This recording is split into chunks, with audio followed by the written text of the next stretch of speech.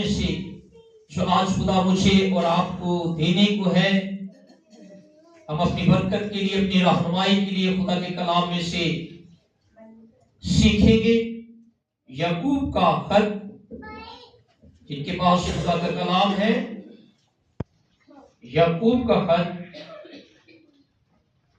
उसका 1 बाब और उसकी 22 आयत से हम 25 आयत तक इसकी तलावत करेंगे। कोई भी तलावत कर सकता है।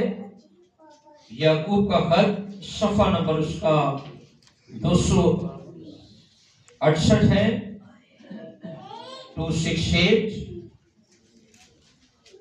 22 आयत से हम पढ़ेंगे कि कोई भी पढ़ सकता है। जी, भाइयों में से, बहनों में से याकूब का खत 1 बाब और उसकी 22 आयत। क्लामेक का पढ़ना शुरू करेंगे यीशु मसीह के नाम से, आमीन। क्लामेक में यूं लिखा है, लेकिन कलाम पर अमल करने वाले बनो, ना महज सुनने वाले जो अपने आप को धोखा देते हैं, आमीन। जी बेटा 25 आयत तक पढ़िए। क्योंकि जो कोई कलाम का सुनने वाला हो और उस पर अमल करने वाला ना हो, वो उस शख्स की मानित है जो अपनी कुदरती सूरत आईना में देखता है, इसलिए कि वो अपने आप को देखकर चला जाता और फौरन भूल जाता है कि मैं कैसा था। लेकिन जो शख्स आजादी की कामिल शरीयत पर गौर से नजर करता रहता है, वो अपने काम में इसलिए बरकत पाएगा कि सुनकर भूलता नहीं बल्कि अमल करता है, आमीन। कलाम खुदा के पढ़े सुने जाने के वसीले खुदा मुझे हम सबको बरकत दे।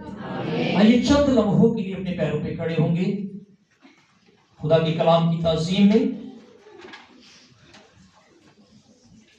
Thank you, Jesus. Ashara baba, ashara baba, ashara rabasiya kula rabashi. Thank you, Jesus. Thank you, Father. Thank you, Holy Spirit. Ashara bazuru ru ru ru ru. Sara bara bara bara bara bara bara bara bara. Rishi be be be be be. Rababantra kantra zuria, Rikabantra kantra zuria। ऐ बाप, तेरा कलाम जो हमारे कदमों के लिए चिराग और हमारी राह के लिए रोशनी है, जो खुदावंद हमें इस जमीन पर जिंदगी को बसर करने का तौर तरीका सिखाता और बताता है। बयान करने में तेरा पाक रूहुल कुद्दस जो हमारा आला उस्ताद और सलाहकार है, जो तूने बयाना के तौर पर हमें बख्शा है, दूसरे मददगार के तौर पर तूने हमें बख्श दिया है। खुदा बयान करने में मेरी मदद करे।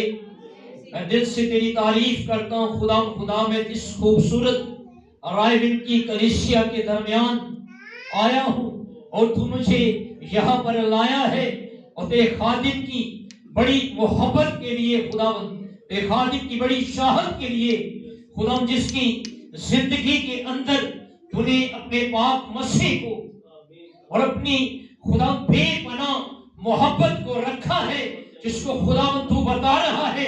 मैं तेरी शुक्रगुजारी करता हूँ इस खूबसूरत खुदावंद कलीसिया के लिए, खूबसूरत बेटियों के लिए, खूबसूरत भाइयों के लिए, तेरी बरकसीदा नस्ल के लिए, तेरे बरकसीदा चुने हुए सिलेक्टेड लोगों के लिए मैं तेरा शुक्र करता हूँ खुदावंद, जिनके दरमियान तू मुझे लाया है खुदावंद, ताकि तेरे लोग तेरे कलाम से बरकत पाए, शिफा पाए, निशान पाए, जिंदगी पाए, मसा पाए, तेरी बरकत को रसीद करें खुदावंद, जो दौलत बख्शती है।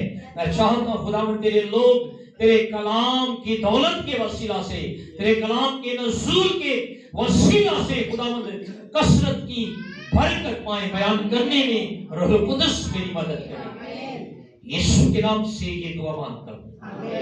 तशरीफ रखिए। Thank you.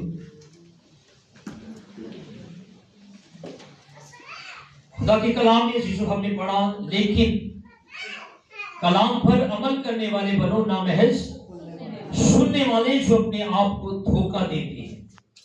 क्योंकि जो कोई कलाम का सुनने वाला हो और उस पर अमल करने वाला ना हो, वो उस शख्स की मानिंद है जो अपनी कुदरती सूरत आईना में देखता है, इसलिए वो अपने आप को देखकर चला जाता और फौरन भूल जाता है कि मैं कैसा था।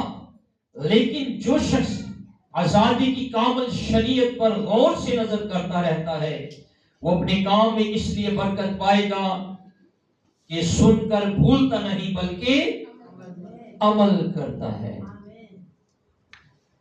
खुदा की कलाम को अजीजों पढ़ना, इसको सुनना, इसको सुनाना मेरी नजर में आसान बात है,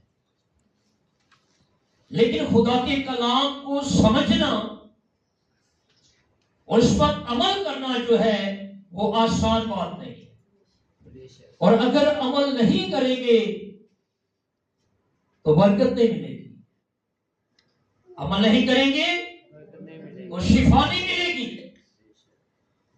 अमल नहीं करेंगे तो निजात नहीं मिलेगी। आज के कलाम का जो मजमून है, मफहूम है, जो सब्जेक्ट है, वो है सुनना और अमल करना। क्या सब्जेक्ट है? सुनना और अमल करना। खुदा के कलाम में से हम मरकज की अंजील उसका 10 बाब उसकी 17 आयत में हमें एक दौलतमंद शख्स का वाकया पढ़ने को मिलता है। कई बार आपने इस इबारत को पढ़ा होगा। एक मालदार आदमी का वाकया है जो दौड़ता हुआ नौजवान शख्स है और रास्तबाज शख्स है। दौड़ता हुआ मसीह खुदावंद के पास आया और कहने लगा कि खुदावंद, मैं कौन सी नेकी करूं कि हमेशा की जिंदगी का वारिस बनूं। लंबी गुफ्तगू हुई मसीह खुदावंद के साथ। खुदावंद ने कहा कि हुक्मों पर अमल कर। तो कहने लगा कि खुदावंद, मैंने लड़कपन से इन पर क्या किया है? अमल किया है। अब मुझ में किस बात की कमी है? रास्तबाज आदमी है, दयकी भी देता हूं, रोजे भी रखता हूं, हुक्मों पर अमल भी करता हूं। खुदावंद, अब मुझ में किस बात की कमी है? तो कमियों को कौन जानता है? मेरा और आपका यीशु, मेरा और आपका खुदावंद। बहुत से रास्तबाज लोगों को मैंने देखा है अपने आप को 100/100 नंबर देते हैं। खुदा के कलाम में वाइज 7/20 आयत में लिखा है, जमीन पर कोई ऐसा रास्तबाज आदमी नहीं जो नेकी ही करे और खता ना करे। रास्तबाज लोगों से भी क्या होती है? खता होती है। खुदा यीशु को उस दौलतमंद शख्स पर बहुत प्यार आया जब उसने उसकी दिल की गहराई में झांक कर देखा। मेरा और आपका खुदा कहां निगाह करता है? इंसान कलाम में लिखा है, शैमुल के सहीफे में, पहला शैमुल 7/16 आयत में लिखा है कि इंसान जाहिरी सूरत को देखता है, लेकिन खुदा कहां निगाह करता है? दिल पर निगाह करता है। तो कलाम में लिखा है, जब उसी खुदावंद ने उसकी दिल की गहराई में जब झांका तो खुदावंद को उसकी कमजोरी नजर आई, उसकी कमी नजर आई, जो कह रहा है कि खुदावंद, अब मुझ में किस बात की कमी है? ये अपने आप को और खुदावंद को भी धोखा देना चाहता है।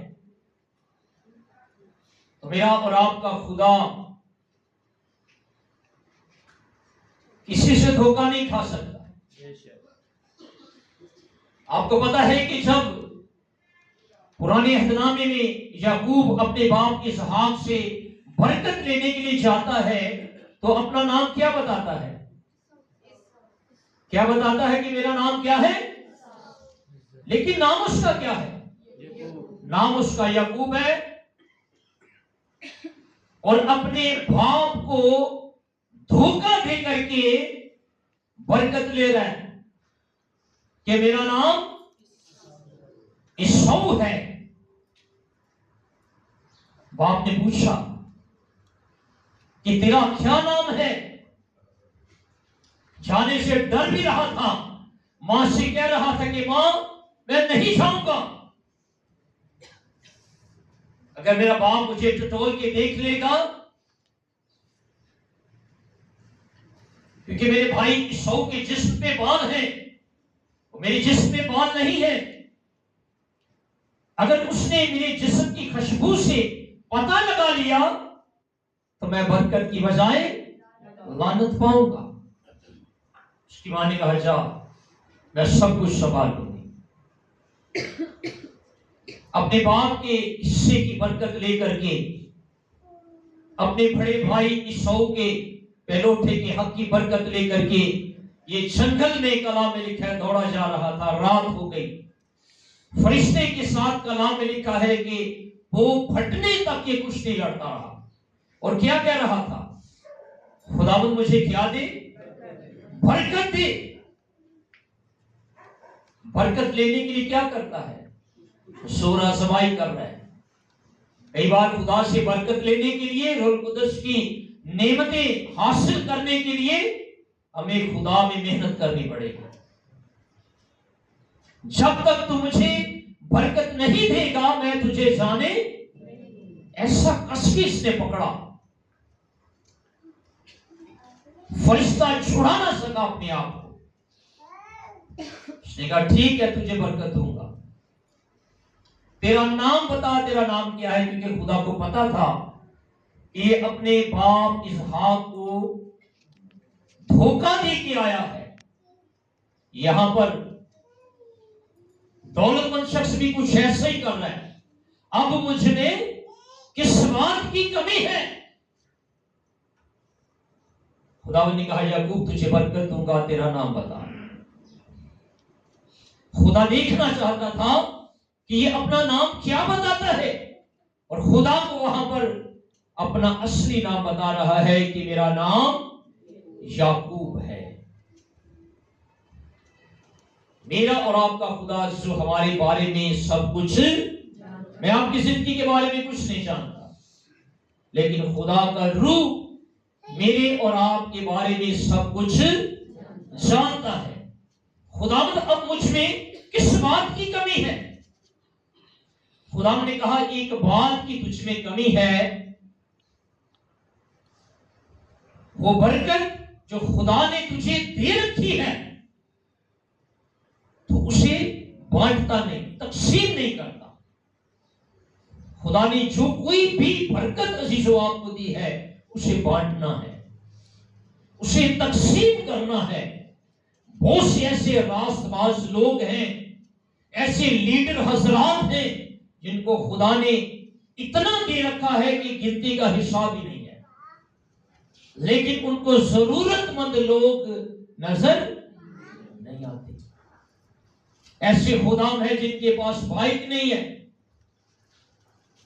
ऐसे खुदाम है जो बुनियादी जरूरतों से महरूम है, ऐसे खानदान है, ऐसे जरूरतमंद लोग हैं दुनिया के अंदर, कलीसियाओं में पाए जाते हैं, लेकिन उन्हें उन जरूरतमंदों का ख्याल नहीं आता। याद रहे कि खुदा हमसे हमारे वक्त का, हमारे रुपए पैसे का हमसे हिसाब लेगा। जो बरकत खुदा ने आपको दे रखी है उसे जरूर इस्तेमाल में लाना है। ये अपनी बरकत को, अपने रुपए पैसे को सिर्फ अपनी जात तक महदूद रखता था। अगर कोई बहन, कोई भाई, कोई जरूरतमंद शख्स इसके पास आता तो देने से इनकार करता था। इसलिए मसीह खुदा ने इसकी कमी इसको बताई कि ये कमी तेरे अंदर है कि तू जरूरतमंदों की मदद नहीं करता। क्या दौलत हमें खुदा से मिलाएगी? क्या दौलत हमें खुदा की बादशाही में लेके जाएगी? तो इसने खुदा यीशु मसीह का कहा माना। खुदा ने कहा अपना माल गरीबों में बांट तो तुझे आसमान पर खजाना मिलेगा। और हमेशा की जिंदगी भी दूंगा। तो कलाम में लिखा है कि ये अपना सर झुकाकर वापस पलटकर चला गया। याद रहे कि अगर हम मसीह खुदावंत से बढ़कर, खुदा से बढ़कर अगर हम किसी भी चीज से मोहब्बत करते हैं और दिल लगाए बैठे हैं उसके साथ कि इसके बगैर तो मेरा गुजारा ही नहीं, इसके बगैर तो मैं रह ही नहीं सकता, खुदा से बढ़कर जब हम किसी भी चीज से मोहब्बत करेंगे तब खुदा की बादशाही में नहीं जा सकेंगे। इसने दौलत छोड़ना गवारा नहीं किया, खुदा का कहा मानना गवारा नहीं किया, और कलाम में लिखा है कि ये हमेशा की जिंदगी से महरूम हो गया। बहुत सी ऐसी चीजें हैं जो हमें खुदा की बादशाही से महरूम रखे हुए हैं। बहुत से ऐसे ईमानदार बेटे और बेटियां हैं जिन्होंने उन चीजों को नहीं छोड़ा है अभी तक जो उनकी आसमानी बरकत को रोक रही है। वो चीजें जो हमें खुदा की बादशाही में जाने से रोकती है, हमें उनको छोड़ना है, गिव अप करना है अपनी जिंदगी में से। बहुत से ऐसे बेटे बेटियां हैं, बहुत से ऐसे लोग हैं जो सिगरेट पीते हैं, नहीं छोड़ते खुदा के लिए, चर्च भी करते हैं, गीत भी गाते हैं, नारे भी लगाते हैं, खैर जुबानों में दुआ भी करते हैं, लेकिन नहीं छोड़ते उन चीजों को। क्या ऐसे लोग जाएंगे खुदा की बादशाही में? सिगरेट नहीं छूटता, नस्वान नहीं छूटती, पान नहीं छूटता। ऐसे लोग जो खुदा के कलाम को सुनकर अमल नहीं करते, खुदा की बादशाही में नहीं जा सकेंगे। अमल से बनती है जिंदगी, जन्नत भी, और अमल करने से आप अपनी जिंदगी को जन्नत बना सकते हैं, अमल ना करने से आप अपनी जिंदगी को जहन्नम बना सकते हैं। इसने कहा नहीं माना, हमेशा की जिंदगी से क्या हो गया? महरूम हो गया। खुदा के कलाम के अंदर हम एक वाकया पढ़ेंगे। एक और शख्स जिसने कहा मानने से इनकार किया, पहली सलातीन जिनके पास खुदा का कलाम है, पहली सलातीन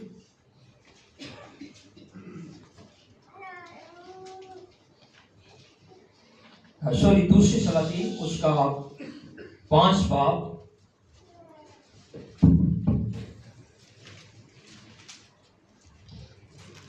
ये सवाल शेयर कर देता हूं मैं आपको। एक ऐसा शख्स जो खुदा के खादिम के घर के दरवाजे तक पहुंच तो गया, और जब खुदा के खादिम ने कहा यहां पर एक नुमान कोड़ी है, फौज का सिपा सलार है, चीफ कमांडर है, नाम उसका नुमान है, जिसका मतलब है खूबसूरत, लेकिन उसके बदन के अंदर क्या है? कोढ़ है। नाम कितना खूबसूरत है लेकिन अंदर से वो कोड़ी है, फोड़ी और फिंसियों से भरा हुआ शख्स है। घर में नौकरानी है जिसको ये असीर करके मुल्क इस्राइल से ले आए थे और नुमान के घर में काम करती थी। उसने कहा काश मेरा मालिक आका अलीशा नबी के पास जाए, हमारे मुल्क में होता तो खुदा का खादिम इसे इसके कोढ़ से निजात देता, शिफा देता। शुक्ला में लिखा है किसी न किसी तरह से नुमान को पता चला तो उसने रथ तैयार किए, कीमती तहाइफ लिए और शिफा लेने के लिए अलीशा नबी के घर के दरवाजे के पास पहुंच गया। तो खुदा के खादिम अलीशा नबी ने, जो खुदा से रूह से भरा हुआ शख्स है, खुदा ने उसे कहा कि नुमान को कह ये दरियाई यरदन में क्या कर 7 बार गोता लगा तो तेरा जिस्म बच्चे की माने पाक साफ हो जाएगा। कलाम में लिखा है कि नुमान कोढ़ी बड़े गुस्से, ज़ोम और तैश में खुदा के खादिम के घर के दरवाजे से वापस जा रहा था। मैंने तो सोचा था खुदा का खादिम मेरा इस्तकबाल करने को बाहर आएगा, मेरे सर में हाथ रख के दुआ करेगा और मुझे कोढ़ से पाक साफ करेगा, लेकिन ऐसा कुछ नहीं हुआ। नुमान कोढ़ी एक मौसर शख्स था, फौज का चीफ कमांडर था। जब कोई बड़े ओहदे पे होता है, बड़ा दौलतमंद होता है, तो उसके अंदर ऑटोमेटिकली एक गरूर और तकब्बुर जो है वो पाया जाता है। खुदा इसके गरूर और तकब्बुर को भी इसके अंदर से निकालना चाहता था। रक्त समेत गुस्से और ज़ोम और तैश में वापस जा रहा है। रास्ते में मुलाजिमों ने इसे समझाया, हमारे आका, हमारे मालिक, अगर खुदा का नबी तुझे इससे भी बड़ा कोई काम करने को कहता तो क्या तू ना करता? सो कपड़े उतार और दरियाई यरदन में 7 बार गोता लगा। खुदा के खादिम के मुंह से जो कलाम निकला है, जो बात निकली है, उस पर क्या कर? अमल कर। हम अमल के बारे में बात कर रहे हैं, सुनना और अमल करना। नुमान कोढ़ी अब सोच रहा था कि मैं कैसे कपड़े उतारूं, सबको मेरी बीमारी नजर आएगी, सबको मेरी कमजोरी नजर आएगी, मेरी कमजोरी दिखाना नहीं चाहता। पिछले संडे हमारे चर्च के अंदर एक बेटी के अंदर बदरू थी, तो कह रही भाई साहब बड़ी बड़ी बदरू है, साड़ी छात्रों का सिर लगा हुआ है। मैंने कहा ये बातें मुझे ना बता, मैं चीजों से नहीं डरता, बचपन से खेल रहा हूं। मैंने कहा बैठ जाए इधर। मैंने क्वायर को बुलाया, मैंने कहा आ जाए, प्रे करें, गीत गाएं, बैठ के लिए दुआ करेंगे। अजी बड़ी पुरानी बड़ी देर तो है, हमारे खुदा के आगे 38 साल का बीमार शख्स उठ और इतनी लंबी बीमारी, 38 साल से कोशिश कर रहा है। कई बार हम अपनी कोशिश से पैसा भी लगा देते हैं लेकिन शिफा नहीं होती। 12 बरस की औरत ने कितना पैसा लगा दिया हकीमों के पास, अस्पतालों में, कोई डॉक्टर नहीं छोड़ा, आखिरकार पल्ले कुछ हुआ। मसीह खुदावंद के बदन में मसा रहता था, कुव्वत उसके अंदर से निकलती थी। अब नुमान कोढ़ी को क्या करना था?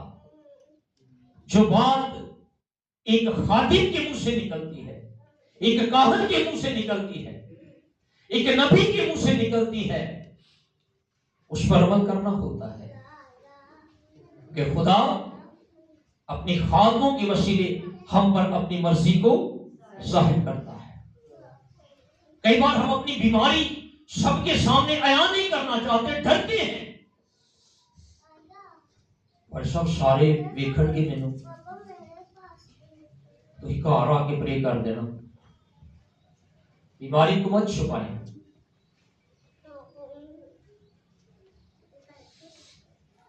बारह वर्ष की औरत का वाक्य हमें याद है। क्या उसने अपनी बीमारी को छुपाया? उसकी बीमारी लिखी नहीं गई।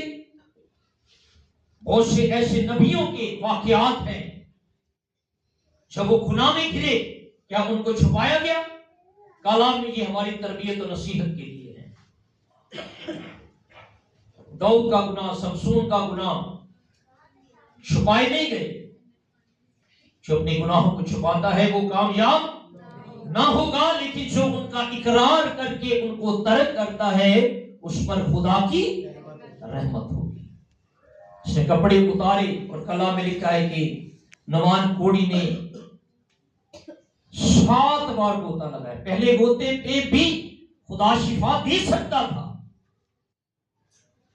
लेकिन खुदा ने कहा कि 7 बार गोता मार, फिर तुझे शिफा मिले, फिर तेरे फोड़े और फिंसियां, ये कोढ़ है, जाता रहेगा।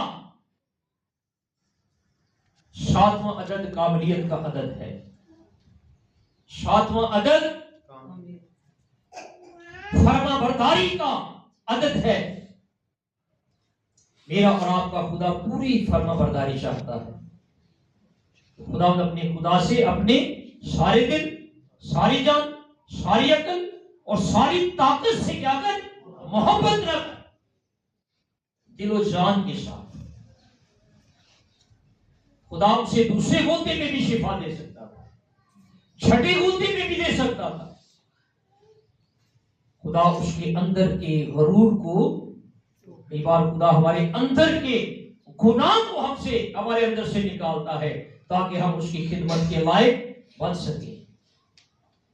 इस तरह मसीह खुदा ने अपने शागिर्दों के पांव धोए, उनके अंदर के गुनाह को उनके अंदर से निकाला।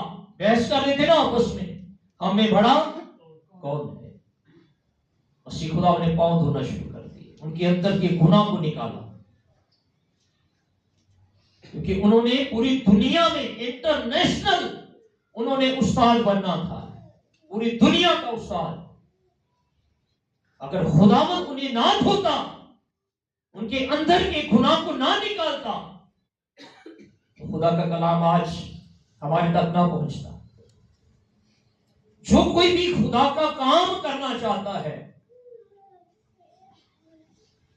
उसे मसीह खुदावंद से अपनी धुलवाई करवाना होगी, उसे मसीह खुदावंद से अपनी नहलाई करवाना होगी, क्योंकि खुदा का कलाम जो है ये इंसान को फिल्टर करता है। इफ्सियों की किताब में हम पढ़ते हैं 5 बाब 26 आयत में, ताकि उसको खुदा के कलाम के पानी से गुस्ल देकर पाक करे। कलाम क्या करता है? पाक करता है, कलाम धोता है। और कलाम कौन है? कलाम खुदा है। इस तरह सामरी औरत आई तो खुदा यीशु मसीह ने उसके भी गुनाह को उसके अंदर से निकाला। खुदा ने कहा ठीक है, मैं तुझे जिंदगी का पानी दूंगा, जा पहले अपने शोहर को ले आ। तो कहने लगी कि खुदावंद मैं क्या हूं? बेशोहर। ये भी खुदा यीशु को धोखा देना चाहता है। खुदा यीशु मसीह इतना सीधा साधा नहीं है। उसने कहा ठीक है, तूने क्या खूब कहा, 5 शोहर तो कर चुकी है, जो छठा तेरे पास है उसकी भी तू नहीं रहे। तो वो समझ गई, वो जान गई कि ये कौन है जो मेरे सामने खड़ा है। खुदा यीशु ने उसके अंदर के गुनाह को निकाला, कलाम के पानी से उसकी नहलाई कर रहा है, धुलाई कर रहा है। और कलाम में लिखा है यूहन्ना 4:28 आयत में, उस औरत ने अपना घड़ा वहीं पर छोड़ दिया। वो घड़ा जिसमें वो जिंदगी गुजार रही थी, गुनाह का घड़ा था, धोखा देने वाला घड़ा, फरेब देने वाला घड़ा, छोड़ दिया। और कलाम में लिखा है कि वो सारा शहर इसके पास ले आई, खुदा यीशु मसीह के पास। ऐसे कोई सारा शहर नहीं ला सकता बगैर रूह कुद्दस की रहनुमाई। हालेलुया।